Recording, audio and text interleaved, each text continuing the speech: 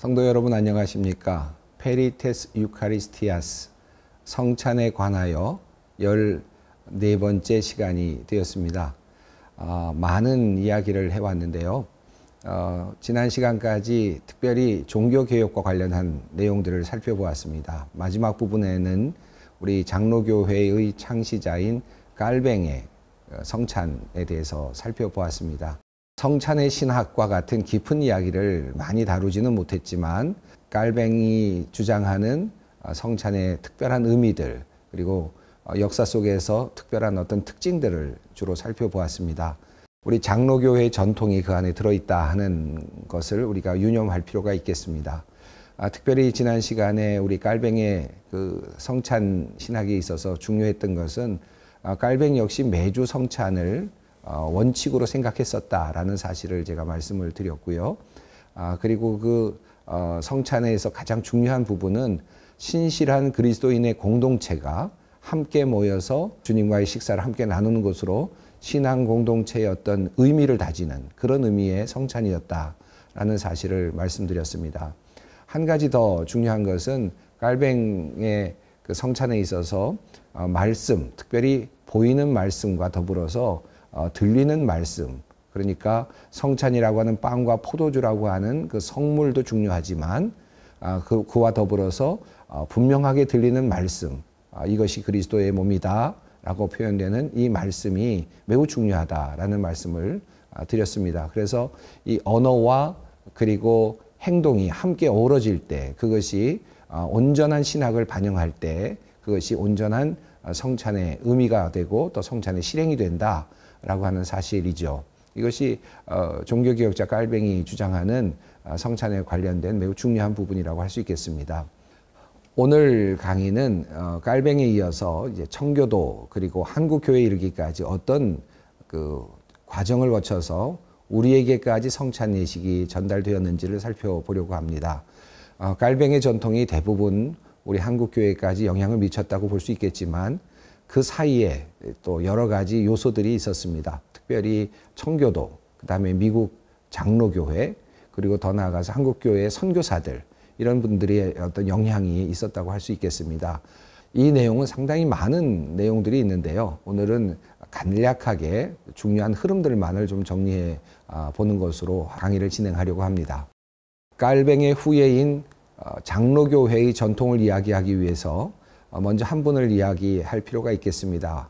낙스라고 하는 분인데요. 존 낙스라고 하는 분, 영국 목회자입니다. 개혁교회 목회자였습니다. 깔뱅이 제네바에서 종교개혁을 단행했고 그리고 스위스에서 이제 개혁교회라고 하는 장로교회의 모델을 만들었다면 이 모델이 영국으로 건너가서 존 낙스에 의해서 장로교회의 어떤 하나의 모태를 형성했다고 할 수 있겠습니다. 그리고 이어서 그것이 미국으로 건너가게 되고 또 한국에까지 오게 되었거든요. 그런 의미에서 존 낙스의 예배 개혁 그리고 성찬에 관련된 신학은 매우 중요한 의미를 갖고 있습니다. 별 차이가 없기도 한데요. 이 장로교회 전통을 이어가는 하나의 흐름의 맥을 형성하는 그런 분이라고 할 수 있겠습니다. 존 낙스에 대한 이야기를 하기 위해서는 영국에서 일어난 종교개혁을 먼저 말씀드려야 할 것 같습니다. 영국의 종교개혁은 국가에 의한, 왕에 의한 종교개혁이 한 축이었고요.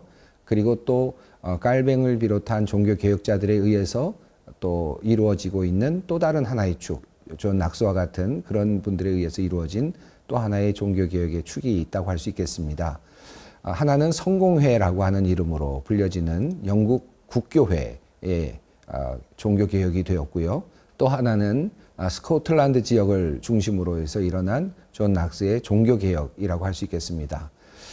우선 영국 성공회의 종교개혁은 정치적인 이유로 실제로 종교개혁이 이루어진 형태였죠. 헨리 7세가 그 캐서린과 결혼을 하고 잠시 있다가 그만 왕이 죽게 되면서 헨리 8세가 동생이 이어서 왕이 되는데 그의 형수였던 캐서린과 결혼을 하게 됩니다. 그런데 한동안은 아주 좋은 관계로 지냈지만 얼마 후에 이제 캐서린과 이혼을 하려고 하고 앤 볼링과 결혼을 다시 하려고 하는 그런 특별한 이제 상황이 생겨났습니다. 이때 교황청이 이것을 허락하지 않게 되면서 교황청과 대립관계를 갖게 되었고, 이후에 크랜머라고 하는 분을 캔터베리 대주교로 취임시키고 또 앤 보링과의 결혼을 성사시키면서 이제 교황청과 결별하게 되는 이제 상황이 되었죠. 왕의 그 정치적인 어떤 특별한 이유 때문에 시작된 그런 종교개혁이었습니다. 그래서 이 성공회 중심의 종교개혁은 뭐 특별한 어떤 그 많은 변화가 있었다기보다는 개혁적인 요소들을 일부 포함한 그런 형태의 종교개혁이었다고 보는 것이 더 좋겠죠. 물론 그 안에는 종교개혁가들이 말하였던 많은 종교개혁의 어떤 내용들도 포함이 되긴 했습니다만은 종교개혁다운 그런 종교개혁이었다기보다는 정치적인 함의가 더 큰 그런 종교개혁이었다고 할 수 있겠습니다. 그러다 보니까 이 영국 성공회의 예배 형태는 가톨릭 교회와 그다지 다른 점이 없었습니다. 다만 한 가지 다른 점이 있었다면 영국 성공회는 그들의 언어로 영어로 예배를 드릴 수 있었다는 것이 다른 점이었습니다. 종교개혁자들이 모국어로 예배를 드려야 한다라고 하는 주장을 하고 있었기 때문에 그것을 받아들여서 가톨릭 교회의 전체적인 예배의 틀을 유지하면서 모국어로 예배를 드리는 그런 형태를 갖게 되었고요. 1549년에 이제 그 성공회 예배서인 The Book of Common Prayer라고 하는 책이 만들어지게 되고요. 그러나 이 개혁을 열망하는 사람들 입장에서 본다면 1549년에 그 첫 번째 기도서는 전혀 개혁적인 요소가 반영되지 않았다라는 평가를 얻게 되어서 얼마 후에 1552년 두 번째 책이 또 발간될 정도로 그렇게 개혁이 더디게 이루어진 것이 영국 성공회의 하나의 특징이라고 할 수 있겠습니다. 반면에 이 대륙에서 시작된 종교개혁, 그러니까 스위스에서 일어난 특별히 깔뱅의 종교개혁이 영향을 미치면서 영국에까지 그 종교개혁의 흐름이 이르게 되었고, 그것을 받아서 개혁하려고 했던 사람이 존 낙스라고 할 수 있습니다. 이분은 영국 본토보다는 스코틀랜드 지역에서 특별히 이제 개혁 활동을 하게 되었는데요. 영국 본토 종교개혁과는 좀 구별되게 스코틀랜드의 종교개혁은 조금 더 특별한 특징을 가지고 있습니다. 낙스의 그 종교개혁의 특징은 우선 성공회와 같은 내용입니다만은 모국어가 사용되어야 한다라는 것은 동의를 했습니다. 그러나 영국 성공회가 성찬의 어떤 그 형태라든지 예식의 흐름이라든지 이 모든 것들을 가톨릭 교회의 성찬을 그대로 그 예식 그 구조를 그대로 가지고 왔다고 한다면 이 존 낙스의 성찬의 그 예배는 조금 더 개혁자들의 어떤 가르침을 반영하는 그런 내용으로 되어 있었습니다. 우선 성찬의 중요성을 강조해서 낙스는 적어도 한 달에 한 번 성찬을 주장했습니다.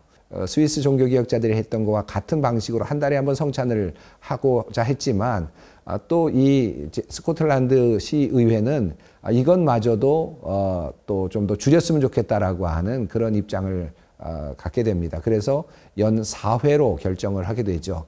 여러분, 이것이 2회 또는 4회로 해야 된다라고 하는 찌빙글리의 그 주장과 장로교회가 이제 연 4회로 하게 되는 그 어떤 그 흐름이 맞닿는 바로 그 지점이라고 할 수 있습니다. 그래서 영국에서 종교개혁을 하던 존 낙스가 장로교회를 결성하고 스코틀랜드 개혁교회라고 하는 장로교회라고 하는 이름으로 이제 교회를 만들어 가는데, 그때 이미 의회의 결정을 통해서 연 4회 성찬을 하도록 그렇게 결정을 하게 됩니다.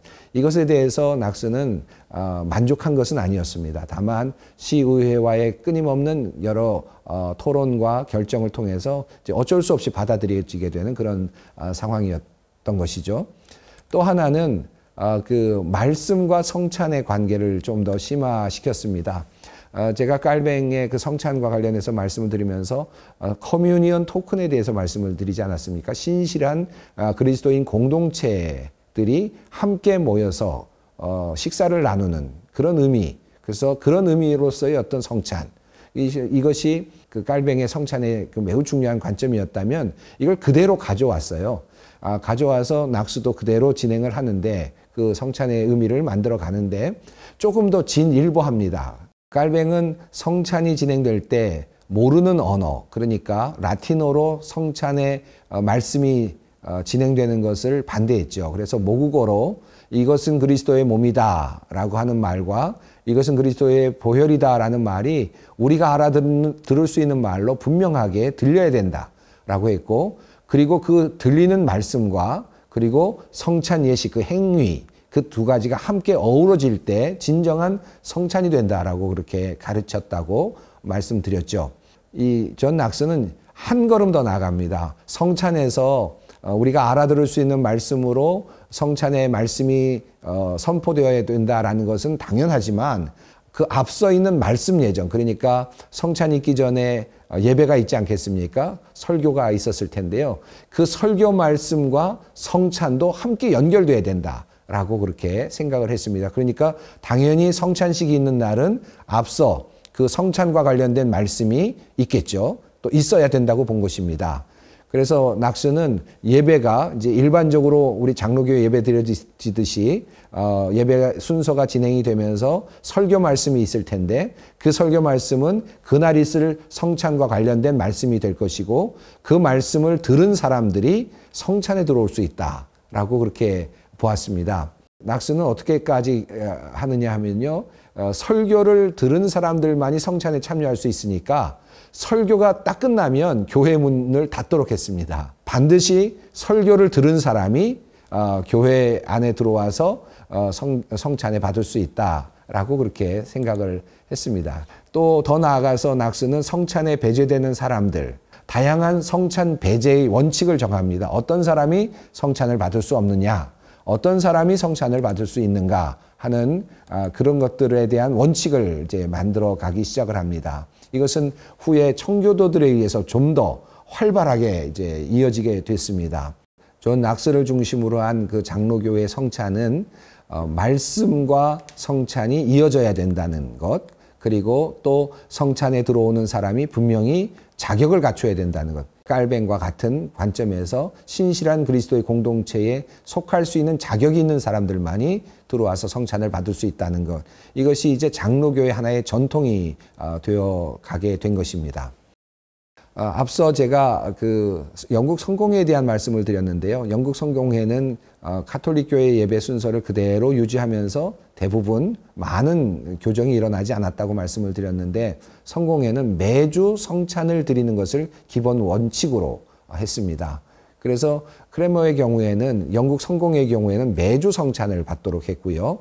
그리고 이 나중에 감리교회, 그러니까 요한 웨슬리가 감리교회를 창시하는데, 이 감리교회의 창시자인 요한 웨슬리는 원래 성공회 신부였거든요. 그래서 이 성공회의 전통을 따라서 감리교회는 매주 성찬이라고 하는 전통을 그대로 이제 이어받게 됩니다. 이것은 조금 빗나간 이야기지만 감리교회는 또 어떠한 전통을 갖고 있는가 한 줄 정도는 아실 필요가 있을 것 같아서 말씀을 남겨둡니다. 이쯤에서 청교도주의에 대해서 말씀을 드려야 할 것 같습니다. 이 청교도주의는 영어로는 퓨리타니즘이라고 표현을 하죠.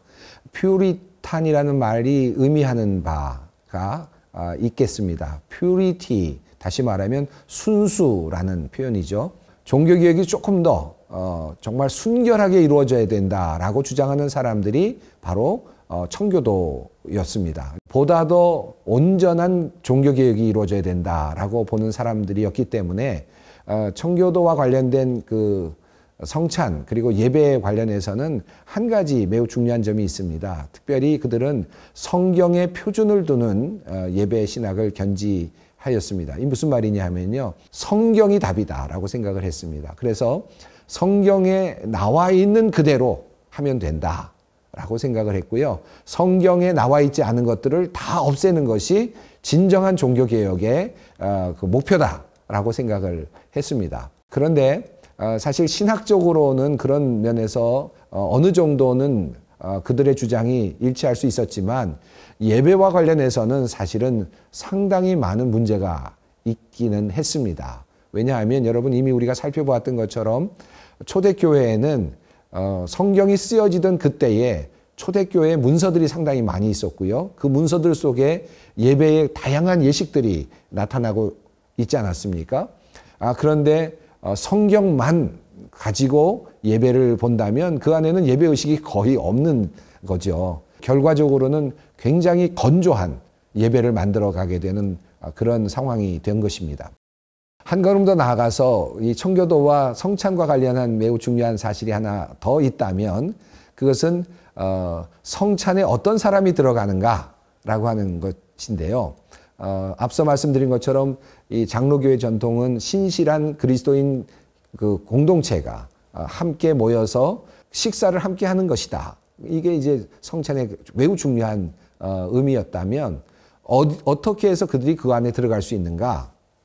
그러니까 커뮤니언 토큰을 받는 그 조건이 어떤 것인가라는 것인데 청교도들은 이것이 성경에 나와 있다고 보았습니다. 그래서 성경에 나와 있는 모든 그 내용들을 다 지킬 때, 잘 지킬 때 매일의 삶에서 성경 말씀을 지켜낼 수 있을 때 그들은 성찬에 들어갈 자격을 얻는다라고 생각을 했어요.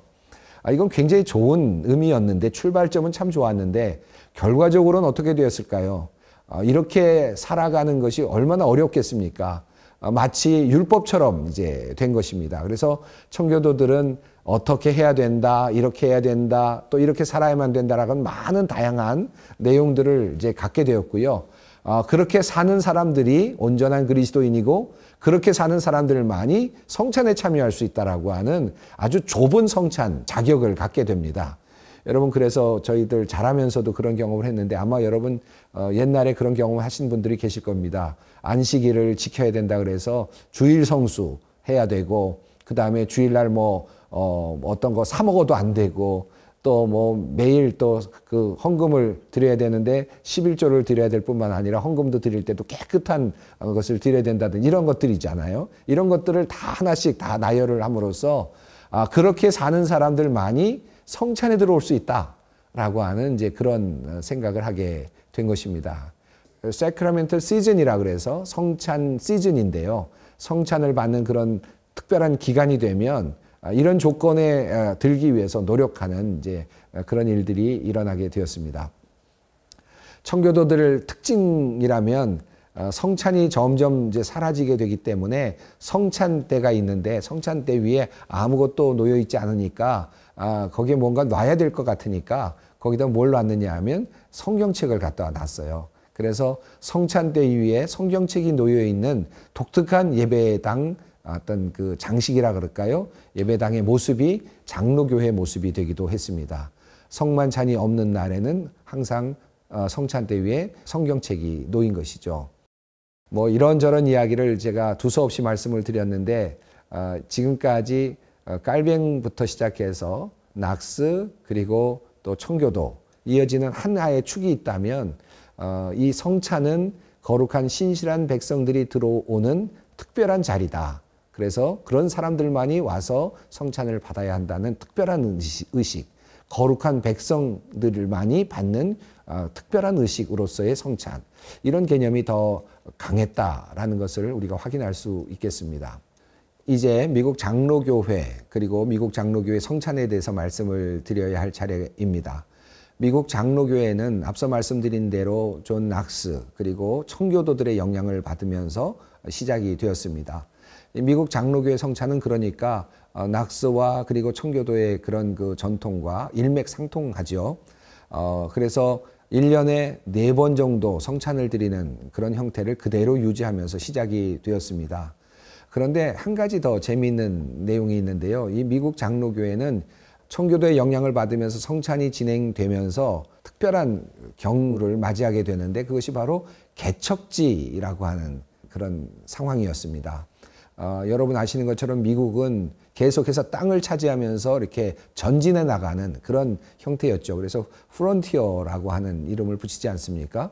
처음에는 미국 동부에 대부분이 정착을 했지만 그 이후에 에팔레치안 산맥을 넘어선 그 미국 서부로 넘어가는 그 시점부터는 광활한 땅이 있었습니다. 그들이 그것으로 끊임없이 펼쳐져 나가면서 이제 미국을 점령해 나가게 되지 않습니까?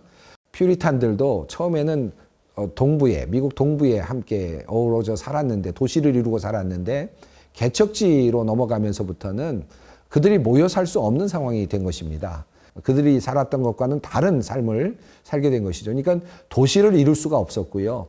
함께 모여서 예배를 드릴 수 있는 공간이 없었습니다. 또 교통이 그렇게 원활치도 않았기 때문에 광활한 지역에서 홀로 또는 가족들이 또는 몇몇 가정들이 모여 사는 정도가 대부분이었습니다. 그러다 보니까 종교적인 어떤 생활을 할 수가 없었고 매주 예배를 드리는 것도 쉽지 않았죠.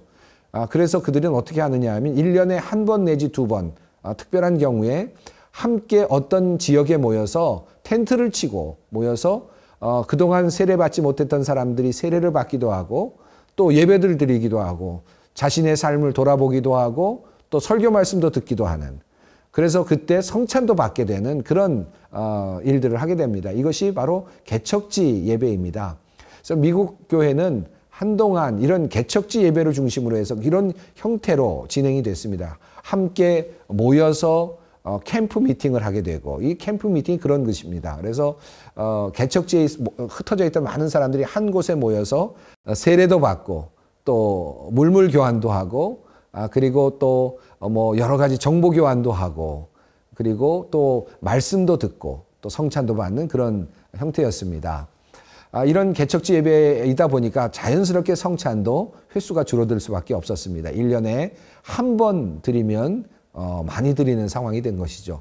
한두 번 드리면 많았습니다. 그러다 보니까 성찬은 점점 더 줄어드는 상황이 되고 말았습니다. 또 1년에 한 번 정도 드리는 성찬이었기 때문에 어느 부분에 집중할 수밖에 없었을까요? 특별히 예수님께서 마지막으로 잡수시고 함께 하셨던 그 성찬, 그 예수 그리스도의 순환의 십자가의 그 성찬, 바로 그 성찬의 의미에 더 집중할 수밖에 없지 않았겠습니까?